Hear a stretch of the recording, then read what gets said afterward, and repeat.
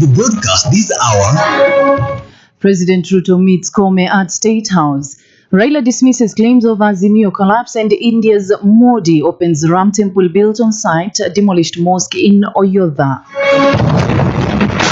Ikra 3 p.m. news begins now.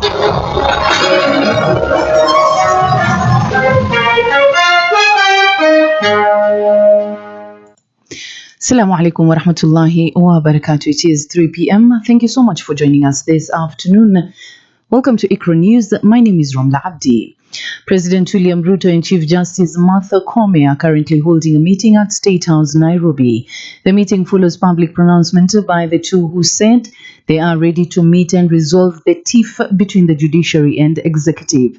In a media address by the Judicial Service Commission JSC on January 15th, the Chief Justice said the Commission had reached out to President Ruto for a meeting to discuss any issues they have with the judicial arm. The President would later, on January 16th, welcome the judiciary's call for talks, saying it should involve the leadership of the three arms of government.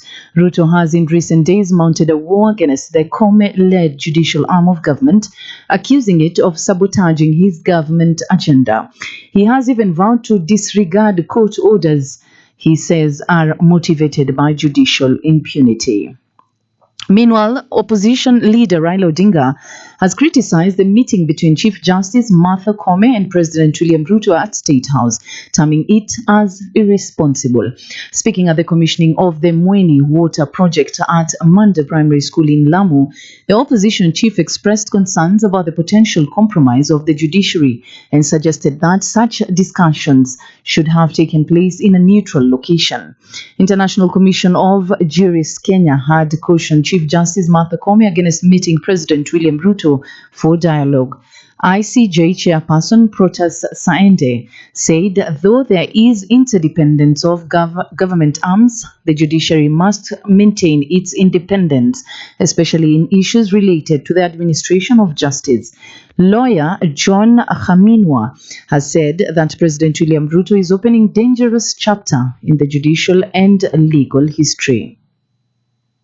Chief Justice has gone for a meeting with the President in State House. This is an irresponsible move. If there is supposed to be a dialogue, the dialogue should be held in a neutral place. State House is the head of the executive, is the seat of the executive. We want the judges to remain firm, do their work in accordance with the law and the constitution of our country.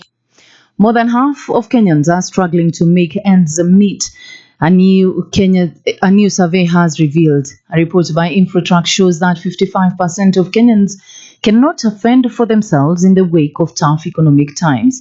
The survey also shows that 18% of Kenyans are in severe financial distress, while only 5% are comfortably managing the situation. Some 22% of the respondents said they are either struggling nor comfortable. Topping the list of Kenyans struggling based on regions at 78% is Nairobi, followed by Coast at 76%, while Central is third at 74%. Some 73% of Kenyans in Rift Valley are struggling, according to the report. Kenyans aged between 18 to 26 years and those above 55 recorded the highest population by age of those struggling at 77%. The interview was conducted between December 18 and 19 of 2023 with a sample size of 1,500 Kenyans. And in other news is that Azimio la Umoja coalition leader Raila Odinga has refuted claims that the alliance is on the verge of collapse. Addressing the public in Lamu, the opposition chief termed these narratives circulated in local dailies as both false and regrettable. The reports had suggested internal strife within the coalition, particularly focusing on the Orange Democratic Movement. Having acknowledged that post the 2022 general election, a few legislators who were to align with President William Ruto, Raila emphasized that this did not signify a rift within the coalition. The ODM leader reassured supporters that differing opinions on certain issues with Azimio do not equate to a breakdown of the coalition. In addition, Raila stressed that Azimio has maintained its solidarity since the 2022 elections and remains committed to its mission of liberating the country from what he terms tyranny and irresponsibility. Leaders' political interests in the 2027 general elections are said to have rocked the coalition in what further threatens its existence. But there is no danger in Azimio collapsing anytime soon. Nobody has left Azimio. Azimio has remained intact, except a few members of parliament who decided to take a walk. But the leadership of Azimio is intact. There is no dissension, no disagreement anywhere in Azimio. You see a banner headline in a very senior media in the country. We want to say this is irresponsible journalism.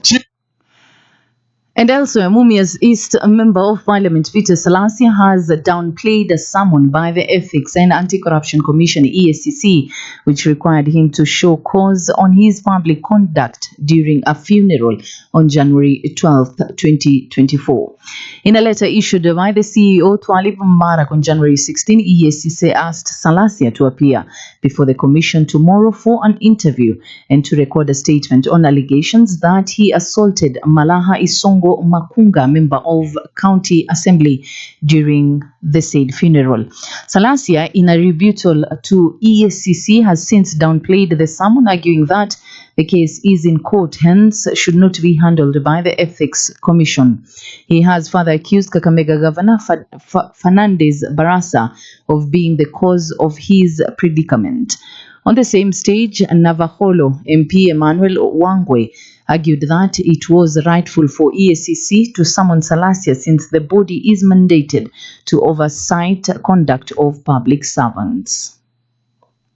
And the World Bank, in collaboration with the national government, has piloted a 5-year groundwater project along 5 arid and semi-arid lands counties to address the challenges of water scarcity.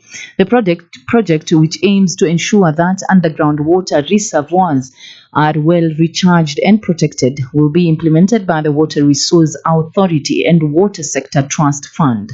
The counties set to benefit include Marsabit, Turkana, Garissa, Wajir, and Mandera. The project, funded by the World Bank, is a regional program involving Kenya, Somalia, Ethiopia, South Sudan, Djibouti, and Eritrea, and is said to cost 19.3 billion Kenyan shillings.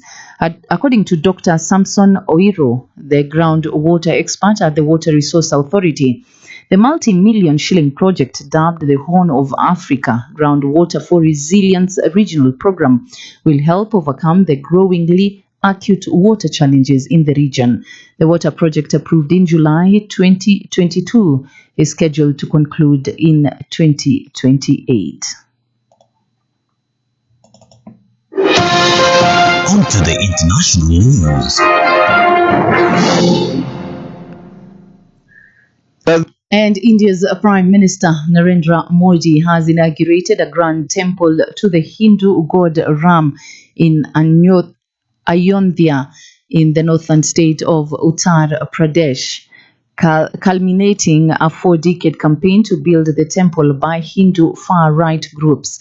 The temple, popularly known as Ram Mandir, is being constructed on the land where a 16th century mosque stood until 1992, when Hindu far-right mobs demolished it, triggering a nationwide Hindu-Muslim riots that killed more than 2,000 people, most of them Muslims. Hindus claim that Babri Masjid was built on the site of a temple during the first Mughal ruler Babar, on the land that was the birthplace of their chief deity Ram. Muslims offered prayers until 1949, when idols were placed inside the mosque, allegedly by Hindu priests. An Indian Supreme Court ruling in 2019 gave ownership of the land to a Hindu trust. The inauguration of the temple is being seen as a symbol of religious turning in India's secular democracy into the Hindu-first nation, further popularizing politics that will likely benefit the governing Janata Party months ahead of general elections. And now you're up to date on Ikra News at 10 minutes past 3. For more on these and other stories, do join us at 6 p.m. for another full bulletin in Swahili. My name is Ramla Abdi. Ma'asalam.